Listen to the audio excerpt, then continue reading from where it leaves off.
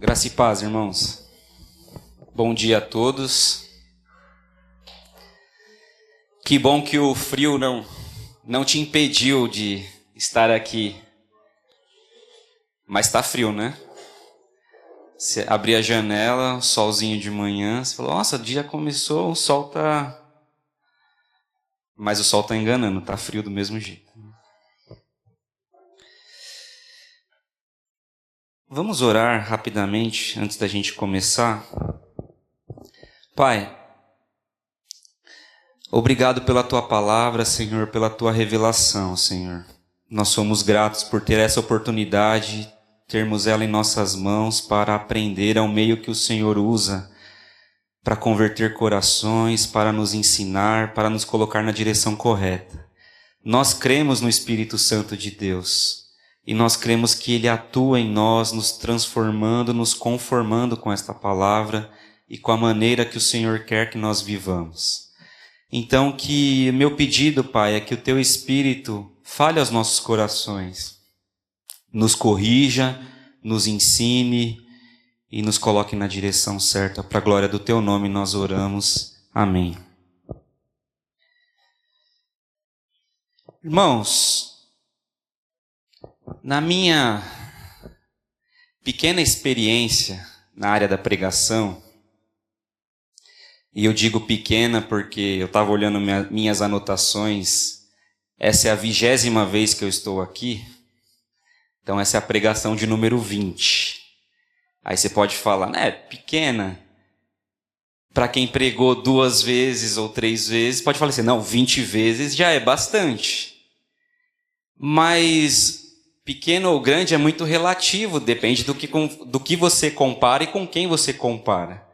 Se você comparar com um pastor, por exemplo, que desde os 12 anos de idade já saía por aí pregando aquelas pregações aterrorizantes da mulher de Ló, né, como ele diz, da estátua de sal.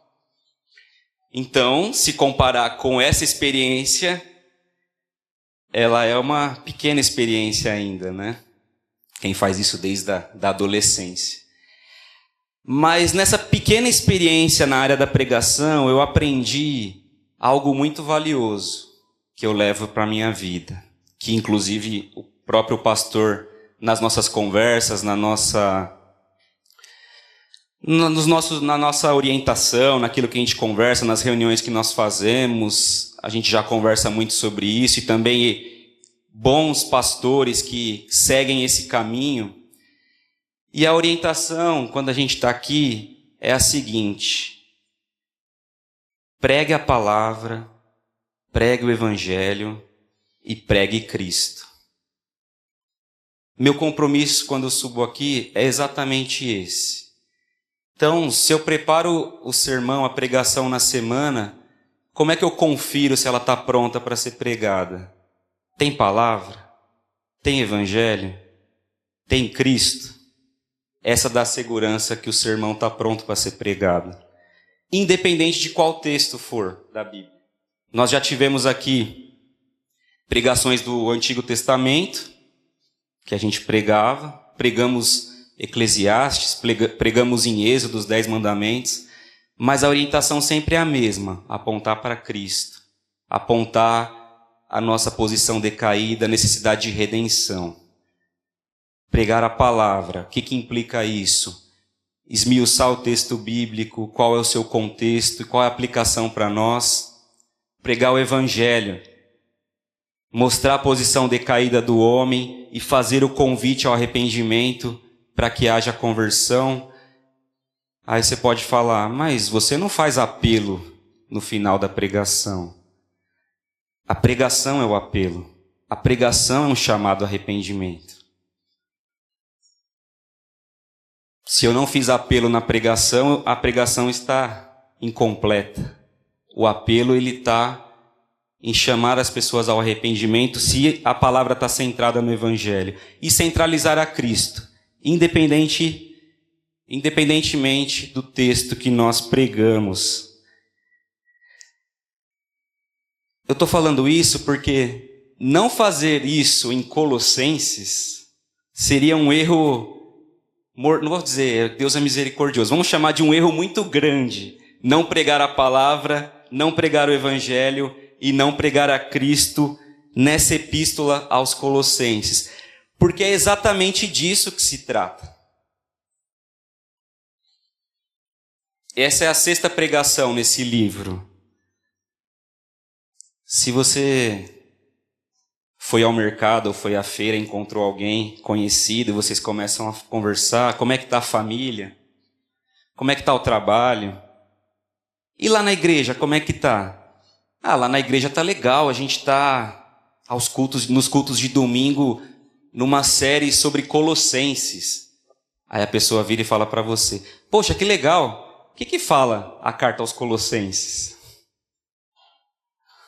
Já estamos na 6ª pregação, hein? O que fala a carta aos Colossenses?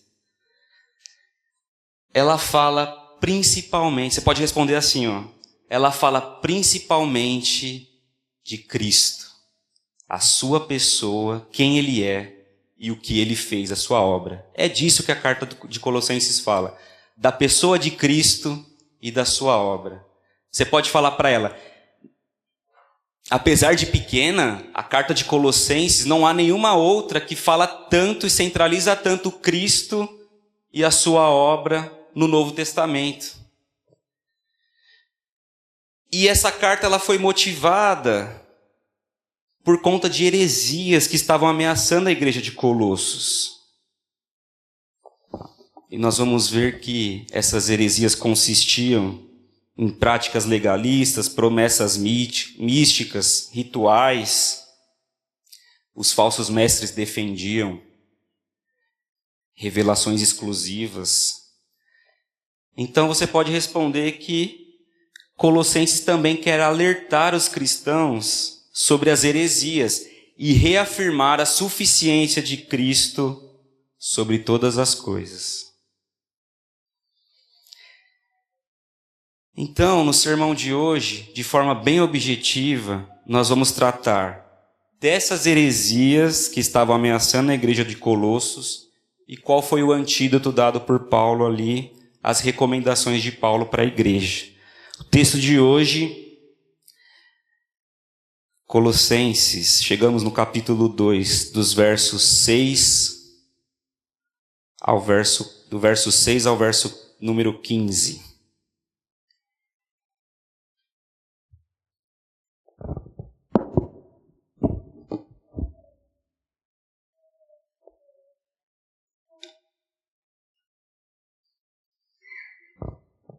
O texto diz assim: portanto, assim como recebestes Cristo Jesus, o Senhor, também andai nele, arraigados e edificados nele e confirmados na fé, como fostes ensinados, sempre cheios de ações de graça.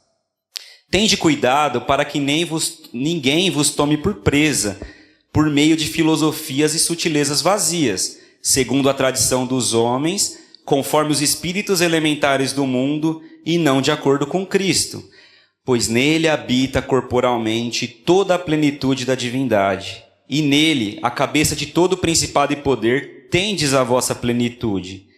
Nele também fostes circuncidados com a circuncisão que não é feita por mãos humanas, o despojar da carne pecaminosa, isto é, a circuncisão de Cristo, sepultados com ele no batismo, com quem também fostes ressuscitados pela fé no poder de Deus, que o ressuscitou dentre os mortos.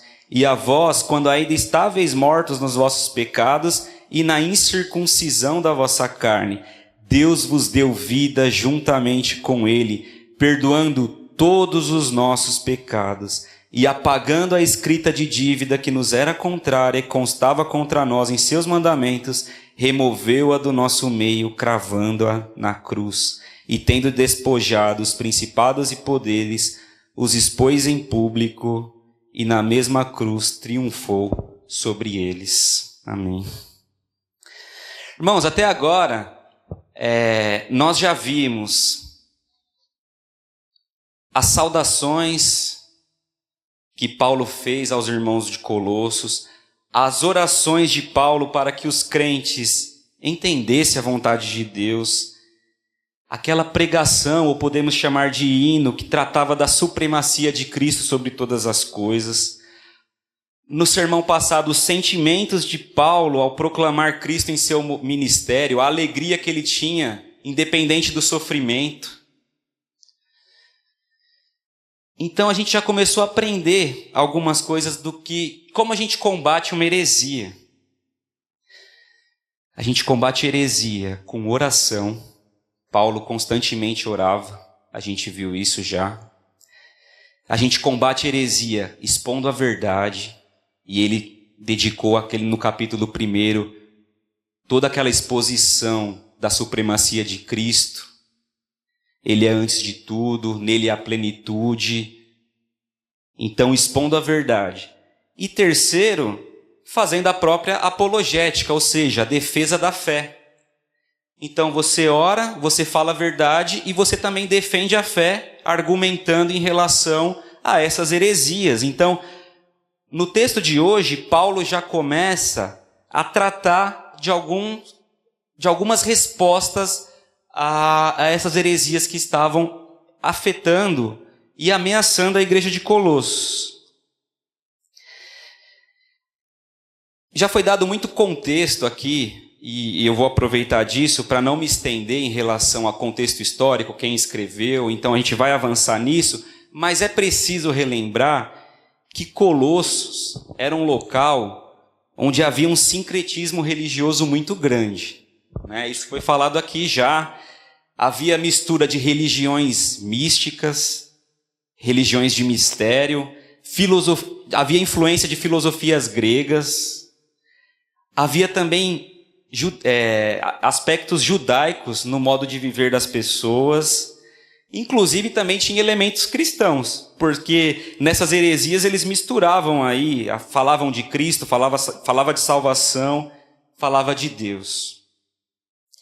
Essa diversidade toda, ela ajuda a explicar o porquê e de onde surgiram essas heresias e por que elas estavam afetando a igreja de Colossos. E eu trago aqui pelo menos 4 problemas oriundos dessas heresias que motivou Paulo a escrever a carta. 2 deles nós vamos falar hoje, capítulo 2 ele não se esgota hoje, e no próximo domingo a gente vai avançando nos outros. Mas no de hoje, o primeiro problema é o gnosticismo. E eu vou explicar esse palavrão. Alegava apresentar um conhecimento secreto misterioso a respeito de Deus para poucos privilegiados, alheio ao ensino dos apóstolos, que teoricamente levaria as pessoas à perfeição, à plenitude do conhecimento de Deus. Eles tinham um conhecimento secreto. Ensinavam que entre Deus e os homens havia uma hierarquia de seres celestiais que dominavam os corpos celestes e decidiam o destino da humanidade. Era uma religião pagã segundo a qual o mundo era dominado por esses seres espirituais que aprisionavam o homem na terra. E para vencer essa prisão, as pessoas precisavam agir de maneira a cumprir certas regras, mortificar o corpo para só então ascender a Deus por meio de um conhecimento secreto que eles só possuíam. Eles também eles pensavam que o mundo espiritual ele era bom e que as coisas materiais eram inferiores, eram más, que é o chamado dualismo derivado das filosofias gregas. Esse era o gnosticismo. Então, era uma revelação especial e o homem deveria fazer diversas coisas para aplacar esse domínio dos seres espirituais para aí sim alcançar Deus. Nós também tínhamos o legalismo, e nós vamos ver no texto de Paulo que ele combate isso. O legalismo, a gente pode definir de forma breve como uma teoria de salvação de pecados que acrescente uma ou mais regra ou norma à obra completa de Cristo. Então a obra de Cristo não é suficiente, você precisa fazer mais algo, complementar algo para alcançar a salvação, legalismo. alguma obra, alguma penitência para alcançar a salvação. A gente percebe pelas respostas de Paulo que também havia muito misticismo oriundo das religiões de mistério, que é uma forma distorcida de espiritualidade, que é caracterizado pelo emocionalismo, um apego às coisas sobrenaturais, mas que estão afastadas do princípio bíblico. Havia misticismo naquele lugar. E também havia outro ismo que era o ascetismo, a abstinência de alimentos e prazeres lícitos dentro da fé bíblica e da promoção de autoflagelação. O objetivo aqui era alcançar um nível superior de espiritualidade ou de comunhão com Deus. Seria um ensino que diz que é preciso abster-se e punir-se para crescer espiritualmente. Então aí alguma abstinência de prazer, mesmo que seja algo lícito dentro da perspectiva bíblica, você devia se punir para evoluir espiritualmente. Esse era o quarto problema aí que a heresia tratava. Então falamos de gnosticismo, legalismo, misticismo e ascetismo, e isso que Paulo vem combater. E aí, dito isto, ele começa aqui no texto com o seu antídoto para todas essas coisas. E é interessante a maneira como Paulo ele faz a apologética, porque ele vai sempre afirmando a supremacia de Cristo em todo o texto. Dizem por aí que um caixa de supermercado ou de banco, ele é treinado para identificar uma nota falsa. Ele não vai pegando as notas erradas e treinando. Ele é tão aplicado em treinar qual é a correta, que assim que ele pega na mão uma que não é verdadeira, ele já identifica, ó, tá fora do padrão. Então ele treina muito bem as certas. E já foi dito aqui também, a gente não precisa aprender todas as heresias, entender todas as religiões que ocorrem, até porque cada dia surge uma diferente. A gente não vai se esgotar de entender e de estudar. É claro que tem pessoas que dedicam a vida para isso, para fazer apologética, entender as outras religiões. O importante para nós é entender bem o que nós cremos, e é o que Paulo vai afirmando aqui. E sabendo bem o que nós cremos, a gente consegue defender e fazer a apologética da nossa fé. E ele fala, versículo 6, portanto, assim como recebestes Cristo Jesus o Senhor, também andai nele, arraigados e edificados nele, confirmados na fé, como fostes ensinados, sempre cheios de ações de graça. Aqui Paulo já dá o primeiro segredo da resistência aos falsos ensinamentos. Andar em Cristo da mesma maneira que eles receberam. Paulo tinha confiança que o nosso irmão Epáfras, que provavelmente foi ele quem plantou a igreja de Colossos, ele levou o evangelho verdadeiro para Colossos. Paulo está falando, ó, assim como você recebeu esse evangelho verdadeiro, continua, anda nele. Permanece firme no ensinamento, na doutrina que foi ensinada. Epáfras fez um bom trabalho, segue firme aí. Não dá ouvidos para pessoas que querem mudar esse entendimento. Permanece firme. E é interessante que aqui é um aspecto que Paulo, nas outras cartas, você sempre vai perceber. Paulo, quando ele dá uma ordem ou faz um pedido, nós chamamos dos imperativos, ele sempre ancora esses imperativos nos indicativos. O que isso quer dizer? Já que vocês dizem isso, então vivam dessa forma. Já que vocês creem nisso, façam dessa forma. Aqui, nesse versículo que nós lemos, está um exemplo claro dessa questão do indicativo e imperativo. Vocês receberam a Cristo Jesus, o Senhor, andem nele. Esse é o imperativo. Vocês não disseram que receberam? Então, andem nele. De que forma? Arraigados e edificados nele e confirmados na fé.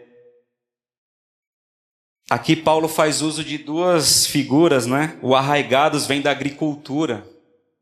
estejam arraigados, firmes, dá essa ideia de firmeza, raiz, e edificados, que dá a ideia de construção, de solidez, estejam edificados sobre uma pedra firme, dá essa ideia de firmeza, onde nós precisamos fundamentar a nossa fé. O próprio Jesus disse em João 15:5, ele diz assim: eu sou a videira, vós sois os ramos, quem permanece em mim e eu nele, esse dá muito fruto, porque sem mim nada podeis fazer.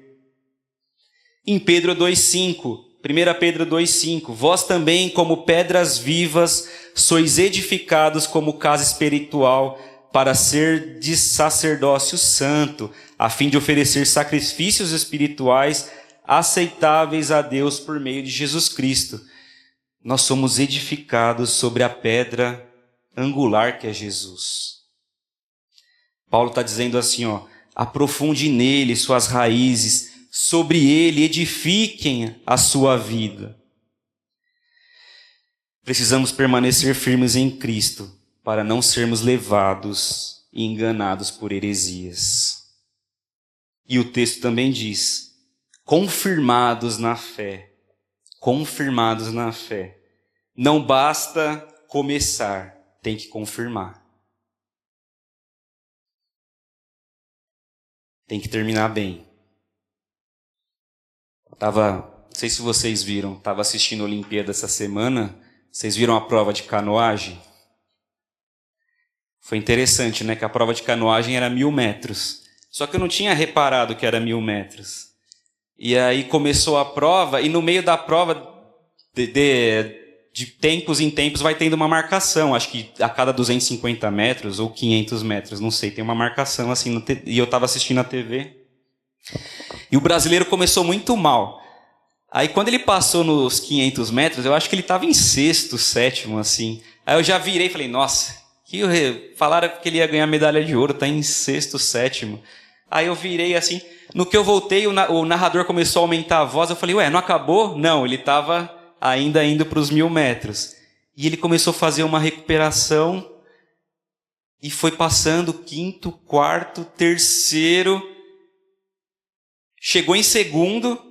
Se tivesse mais uns 20 metros de lago ali, de rio, eu acho que ele tinha pego a medalha de ouro.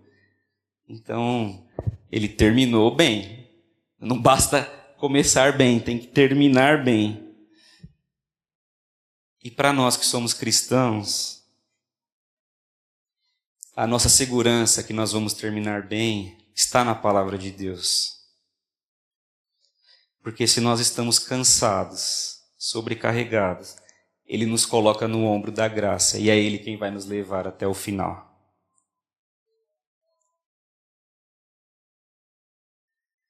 Não é uma obra pelo meu esforço para me salvar. Filipenses 1:6, estou certo disso, que aquele que começou a boa obra é fiel, irá aperfeiçoá-la até o dia de Cristo Jesus. Nenhuma força poderá nos arrancar das mãos de Cristo. Essa é a nossa segurança que vai terminar bem. O confirmados na fé é Deus quem faz em nós. Nós precisamos perseverar a cada dia. Como diz a palavra, desenvolver a nossa salvação com tremor e temor. Vamos continuar firmes. Virão ventos contrários, mas fique firme. Dei o exemplo aqui da canoagem, né? Não sei se alguém aqui faz corrida, ou na esteira, ou na rua, ou está correndo para fugir da academia.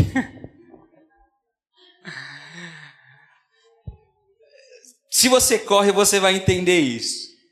Você sai de casa e você vai correr, e seu batimento ainda está devagar, né? Aquele primeiro quilômetro é uma luta enorme. Porque aí o batimento começa a acelerar, você começa a lutar com a sua mente do tipo, o que eu fiz para merecer tamanho sofrimento, né? Por que eu não vou para casa dormir? Por que eu estou fazendo isso? Você começa na briga mental ali para você vencer, porque é muito ruim. E se você faz isso há muito tempo, isso nunca muda. Até acostumar, Só que você vai ali mentalmente conversando, daqui a pouco passa um, aí melhora, aí o corpo estabiliza, vai 2, 3, 4, 5. E aí você continua. Mas precisa vencer essa luta aí, sabendo que quem nos confirma na fé é o Senhor que nos leva. E a gente, nesse processo de santificação, a gente se esforça para desenvolver a nossa santificação, a nossa salvação com tremor e temor, sabendo que o Senhor faz todas as coisas. E no final do trecho ele diz, sempre com ações de graças. Uma evidência de que estamos vivendo nele é sempre sermos gratos a Deus, independente das circunstâncias. Com ações de graça, independente da dificuldade, nós precisamos ser gratos a Deus. No verso 8, Paulo começa a expressar aí sua preocupação central ao escrever a epístola aos Colossenses. O texto diz, tende cuidado para que ninguém vos tome por presa, por meio de filosofias e sutilezas vazias segundo a tradição dos homens, conforme os espíritos elementares do mundo, e não de acordo com Cristo. Paulo menciona a tradição dos homens para apontar um caráter judaico ali em relação à heresia, e cita os espíritos elementares do mundo, que é a característica dessas religiões pagãs e místicas que estão influenciando ali na criação dessa heresia. Sabe o que é interessante, irmãos? É você olhar uma carta escrita há milhares de anos e você vê milhares de anos para frente como ela é aplicável nos nossos dias hoje. Você lê a carta aos Colossenses e você fala, isso é para a igreja no Brasil hoje.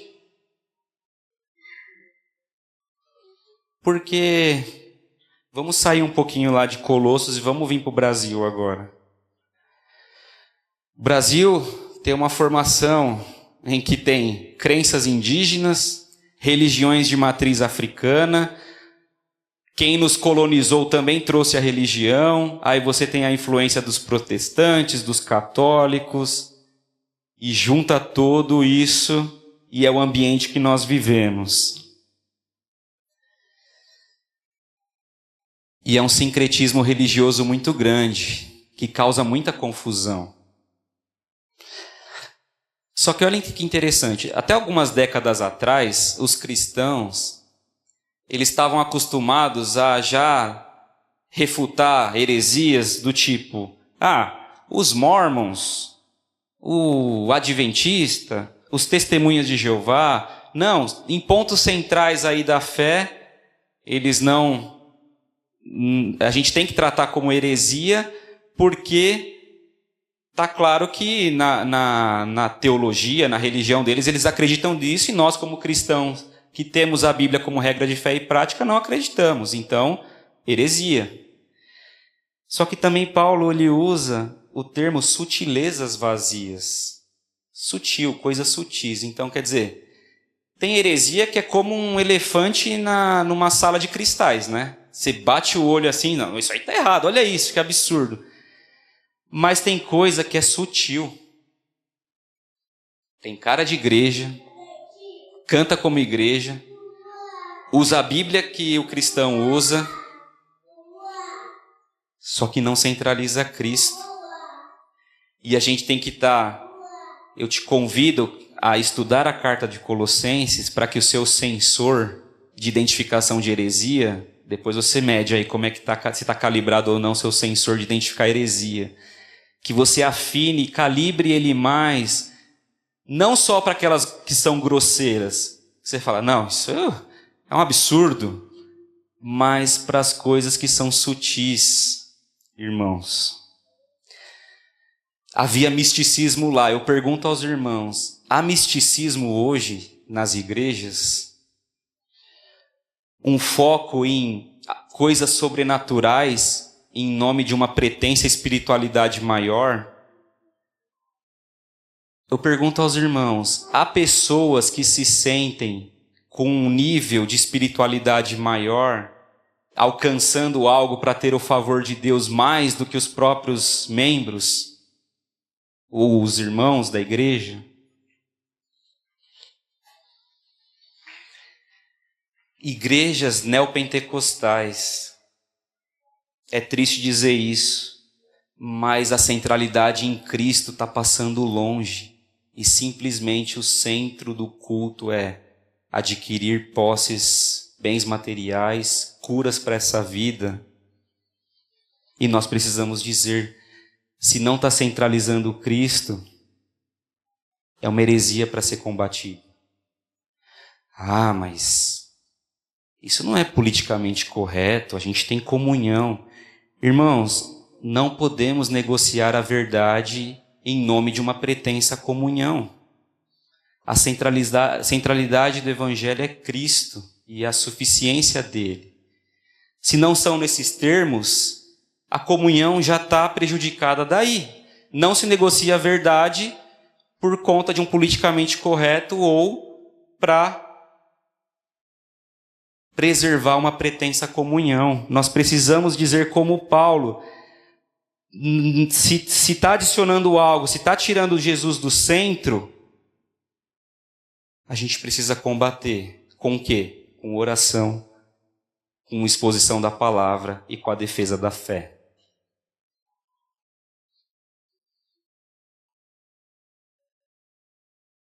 O cenário da igreja brasileira, das igrejas de Mauá, do ABC, nós encontramos muitas características da igreja de Colossos. Essa carta ela é muito atual para nós. Muito misticismo, até gnosticismo, porque pessoas se sentem mais espirituais do que as outras. Revelações, eu me aproximo de Deus e eu tenho uma revelação superior que você não tem. Conversando com meu pai esses dias, ele falou para mim, a pessoa veio me falar que o culto, ela recebeu uma revelação especial. Ela chegou para mim, irmão, como é bom quando Deus fala. Eu falei, mas na minha igreja Deus fala todo domingo. Porque a pessoa acha que uma revelação direcionada é Deus falando. Então, quando a Bíblia está sendo pregada, o evangelho correto está sendo pregado, Deus não está falando. Irmãos, o meio pelo qual Deus utilizou para converter corações é a pregação da palavra. Cristo é suficiente para nós. E se não for suficiente para nós, nada vai ser. A gente não pode escolher o lugar que a gente está, a igreja que a gente quer ir, por conveniência. Eu vou naquela igreja porque o louvor é legal. Os caras tocam melhor que o Joe aí, que o Joey, que o Léo. Canta melhor que a Camila, que o Márcio. Esse pessoal aí não está com nada. Lá no louvor eu sinto algo diferente.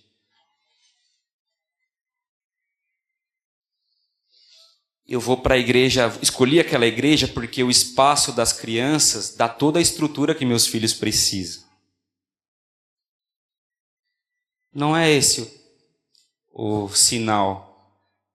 Não é esse o motivo para você escolher onde você tem que estar. Você tem que estar numa igreja que centraliza a palavra. Talvez daqui eu seja o que more mais longe. Da minha casa aqui dá uns 15 quilômetros, mais ou menos.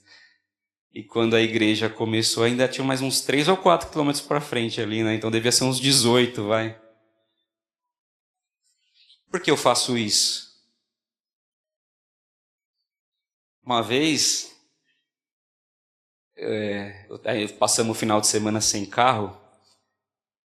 Eu ia contar a história, mas eu não sabia que a Camila ia estar aqui. Eu pensei que ela ia estar na sala das crianças. Mas eu vou contar mesmo assim. Ela parou no lugar proibido, numa sexta-feira, e guincharam o carro. Aí a gente ficou sem carro. E quando guincha o carro na sexta, não dá para tirar, né? Você só tira na segunda. Então ficamos sem carro. Aí chegou no domingo para ir para a igreja, logo cedo a gente pediu o Uber. Aí aquela monte de gente, né? A minha família tá grande.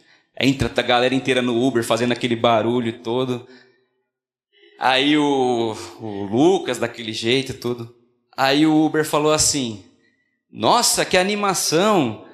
Já vão passear logo cedo? Aí o Lucas, não, a gente vai para a igreja. Aí o Uber olhou assim no mapa, 15 quilômetros ali. Caramba, mas não tinha uma igreja mais perto para vocês irem? Eu falei, essa é uma ótima pergunta. Mas é isso, irmãos. Eu sei onde eu devo estar e os frutos de eu estar sendo alimentado produzem em mim e na minha família. Eu não faço conta da quilometragem, porque eu sei a relevância do que eu tenho aprendido aqui, do que a gente tem vivido aqui. E eu não troco.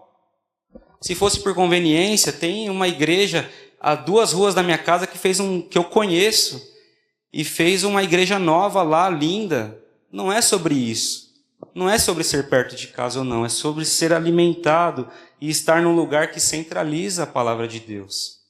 É isso que nós precisamos. Não vamos escolher estar em um lugar por outros motivos que não esse. Versículo 9, Paulo continua. Nele habita corporalmente toda a plenitude da divindade. Aqui Paulo já está fazendo a teologia dele, confrontando o que eles falaram, né? E nele a cabeça de todo principado e poder tendes a vossa plenitude. Ele está criticando os falsos mestres por dar atenção demais aos seres espirituais e regras associadas a eles, elevando esses seres a uma posição maior e tirando o lugar central de Cristo. E ele vem e fala, em Cristo habita corporalmente toda a plenitude da divindade. E aquilo era algo escandaloso para quem acreditava nessa filosofia grega de que o espiritual era elevado e bom e o material era ruim e mau. E ele vem falar, nele, em Cristo, habita toda a plenitude da divindade. Como já foi pregado aqui, ele é a imagem do Deus invisível. Vocês estão discutindo aí hierarquia de anjos? Quem tem mais poder? Ele é o cabeça que tem todo o poder. Na nossa fé cristã, irmãos, o próprio Deus homem é a plenitude da divindade, o mediador, o cabeça. E por meio dele nós somos aperfeiçoados e chegamos plenamente a Deus. Qualquer ensinamento que de alguma forma reduza esse papel exclusivo de Cristo é por definição errado e ineficaz. Os cristãos não precisam ter medo desses poderes, porque eles estão debaixo do controle de Cristo.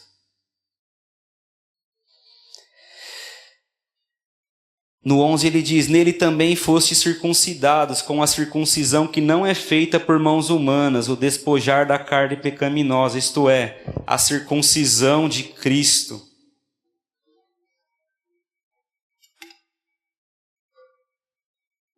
Eu disse que também havia influência de costumes judaicos naquela região. E provavelmente aqui, algumas pessoas, alguns irmãos estão falando, você tem que continuar aí fazendo a circuncisão. A circuncisão física, de fato, ela foi instituída por Deus no Antigo Testamento ali como um sinal de aliança entre Deus e o povo de Israel. Mas a gente aprende com a revelação progressiva que a circuncisão, como outros símbolos e festas e datas, eram apenas sombras da realidade que era Cristo. Se havia entre eles irmãos querendo manter tradições anteriores e submeter os novos convertidos à circuncisão, Paulo vem com a orientação e fala assim, não há necessidade de circuncisão na carne, como era feita pelos judeus. Essa circuncisão não é feita por mãos humanas, mas pela atuação do Espírito Santo de converter o nosso coração. Nele foste circuncidados com a circuncisão que não é feita por mãos humanas. Ele está falando da conversão, da transformação que Cristo faz nos nossos corações. Esses rituais eram sombras. Não precisa continuar, não precisa adicionar. E a gente vê às vezes igrejas comemorando e fazendo todos os rituais judaicos ainda nos dias de hoje. Como se isso fosse algo também para demonstrar uma grande espiritualidade. Pessoas também tentam escravizar a consciência dos cristãos, colocando regras de conduta, normas que não são bíblicas, não estão na Bíblia, aprisionando a consciência desses irmãos, adicionando coisas a esses irmãos. Os falsos mestres aqui parecem argumentar que certas práticas têm que ser acrescentadas a fim de alcançar o verdadeiro cumprimento espiritual. Mas para Paulo, adição é subtração. Adicionar algo ao sacrifício de Cristo é subtrair, é tirar ele do centro, não serve. Tentar adicionar algo a mais ao que Cristo fez é idolatria.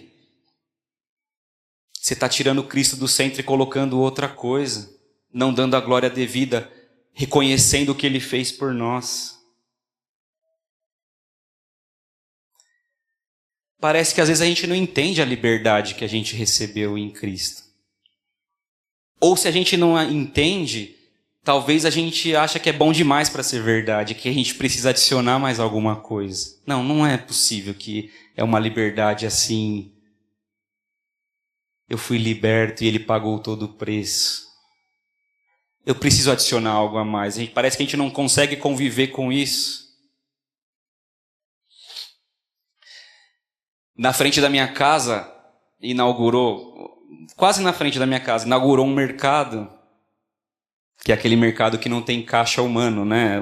Operadores de caixa lá.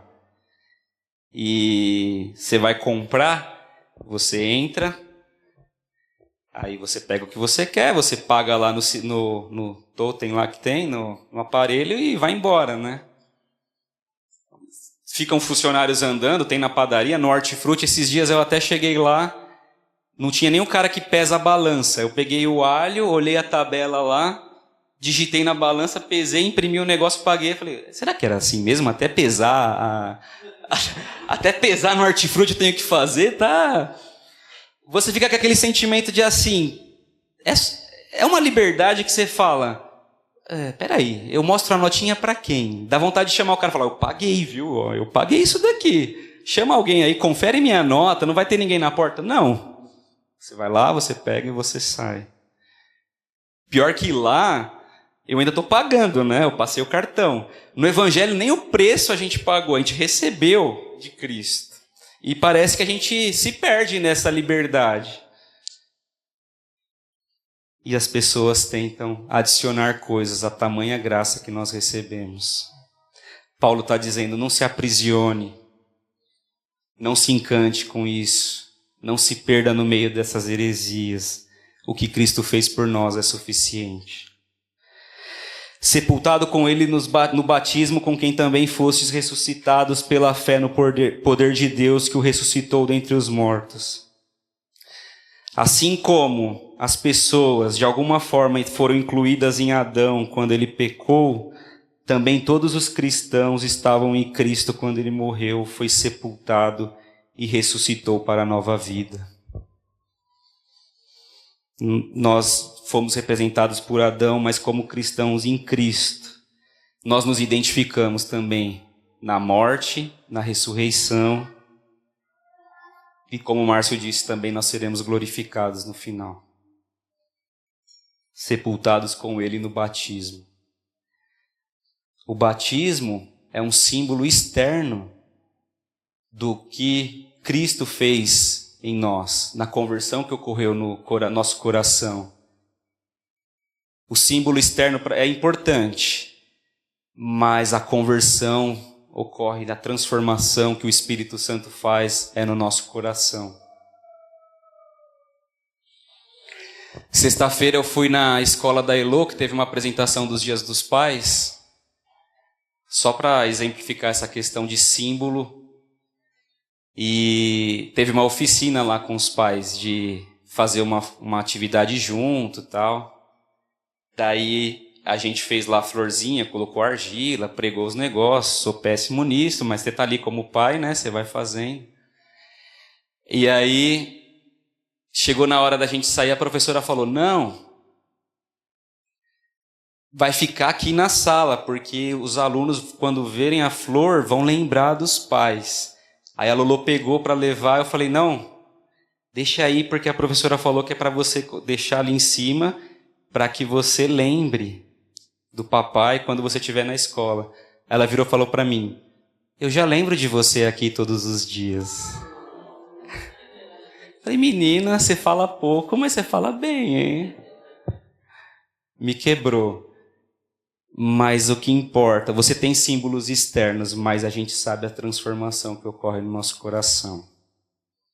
Que o Espírito produz para nós dias após dias. Caminhando para o fim. E vós, quando ainda estavam mortos nos vossos pecados e na incircuncisão da vossa carne, Deus vos deu vida juntamente com Ele, perdoando todos os nossos pecados. Esse versículo é importante para a gente pensar no nosso mérito na salvação. Quando ainda estávamos mortos nos nossos pecados. Deixa eu fazer uma pergunta para vocês. O que um morto pode fazer por si mesmo? É Deus quem nos traz a vida, juntamente com Cristo. Pela graça sois salvos por meio da fé. E isso não vem de vós, é dom de Deus, não vem de obras para que ninguém se glorie. O que vem de Deus? A fé. A graça, até a fé, a capacidade de nós crermos, é o Espírito Santo que produz em nós. Todos os pecados, quais? Os pecados que eu cometi no passado. Não, todos os pecados que eu cometi no passado, os pecados que eu cometi no presente e os pecados que eu vou cometer no futuro. O perdão que a gente desfruta em Cristo é total. São todos os nossos pecados. Esse é o caráter definitivo do nosso perdão e tema do versículo 14. Que para mim, quando dividi os textos da série, eu nem tinha me atentado. Aí eu peguei para estudar e falei, poxa, que legal. O versículo que eu mais gosto de Colossenses caiu para eu pregar. Que privilégio. Eu não tinha percebido nisso, mas isso aqui, irmãos, é o que nos dá esperança todos os dias. E para mim, um dos versículos mais lindos dessa série. Apagando a escrita de dívida que nos era contrária e constava contra nós, em seus mandamentos, removeu-a do nosso meio, cravando-a na cruz. Nós tínhamos uma escrita de dívida. Vamos falar de dívida? Poxa, que assunto chato esse meu. Talvez para quem é honesto, e para o cristão é inerente, né, ser honesto, que a Bíblia fala, não devais nada a ninguém, a não ser o amor. Mas talvez para quem é honesto, a pior coisa para alguém para essa pessoa é ficar devendo. Seja uma instituição, seja uma pessoa. A pessoa fica com aquilo ali remoendo. Ela abre o aplicativo do banco, está negativo. Aí ela fala, como é que eu vou resolver isso? E aí ela abre no outro dia, não está resolvido e aumentou ainda. Aí ela puxa o extrato do Serasa, está lá aquela lista de coisas e o salário não fecha para pagar as contas. E é um desafio conviver com aquilo, você que quer andar em dia. Ou você deve a alguém e essa pessoa está precisando e você não tem condições de pagar. Dívida é um negócio que machuca. Assim, do ponto de vista, estou falando nosso humano aqui, das nossas demandas, das nossas coisas. Imagina você com essa dívida, com esse lis, sei lá, está devendo 10 mil reais no lis. Você entra no outro dia, o vermelho ficou azul em 10 mil positivo. Alguém depositou um Pix de 20 mil reais para você. Aí você liga no banco, eu não vou devolver não isso daqui. Não, você não precisa devolver. Imagina um cenário hipotético, isso aqui está pago. Alguém veio aqui, fez uma doação no seu nome, está resolvida a dívida. Seus 10 mil do LIS que estava lá dando um juros enorme por mês, agora você tem 10 mil positivo. Toma vergonha na cara e se organiza agora. Mas nós tínhamos uma escrita de dívida. E não é uma dívida que se resolve. Era uma dívida que nenhum de nós éramos capazes de fazer qualquer coisa para resolvê-la. Talvez você pense, que dívida é essa? Será que eu tenho alguma dívida em relação a Deus? Romanos 13:8. Perdão. Romanos 3:23. Todos pecaram e carecem da graça de Deus. Se você acha que você não tem dívida, dá uma olhada na lei. Dá uma olhada no Sermão do Monte. Eu não mato. Olha o Sermão do Monte. Eu não cometo adultério. Olha o Sermão do Monte. Nós tivemos uma série aqui dos 10 mandamentos e a cada domingo nós fomos ensinados o quanto a nossa incapacidade de cumprir a lei. Nós temos uma dívida. Só que Cristo, Ele apagou essa escrita de dívida que nos era contrária e que nenhum de nós poderíamos pagar. Falando para pecadores, começando por mim. Quando você peca, quando eu peco, e que a gente se sente horrível, a gente se sente um hipócrita de vir na igreja. O que eu vou fazer na igreja? Eu estou lutando contra esse pecado e caí de novo. Sou um hipócrita, vou orar. Quando eu olho para a lei e vejo a minha incapacidade, tem uma escrita de dívida me apontando. Esse texto aqui vem dizer que Jesus, Ele apaga o escrito de dívida.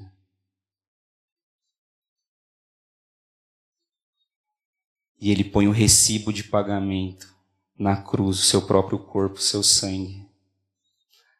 Ele crava a dívida e o recibo de dívida assim, tá pago, esse aqui está quitado, e tira de nós a culpa.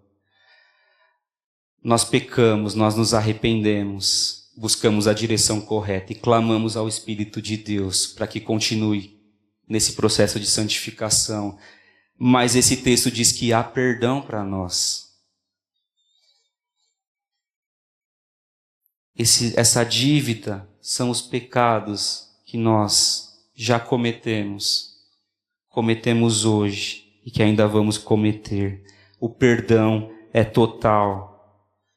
Tendo despojado os principados e poderes, os expôs em público e na mesma cruz triunfou sobre eles. A cruz é um lugar de triunfo.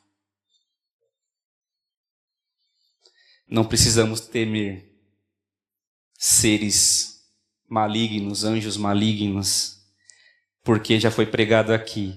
Ele nos transportou do reino das trevas para o reino do seu Filho, Jesus Cristo.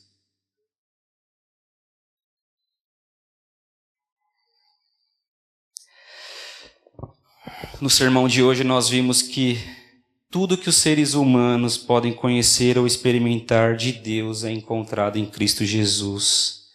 Os cristãos, simplesmente em virtude de serem cristãos, têm acesso a todo esse conhecimento e todas essas experiências. Não precisamos procurar em nenhum lugar, ou nenhum outro mediador, e nenhum outro homem com poderes superiores. Nós temos plenitude em Cristo. Cristo é supremo. Supremo Cristo, o nome dessa série.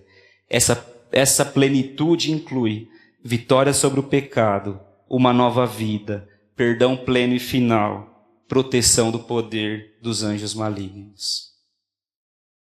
Deixe Cristo e nem o outro estabelecer os seus valores, guiar seu pensamento, dirigir sua conduta, pois Ele é o Senhor. Amém? Vamos orar.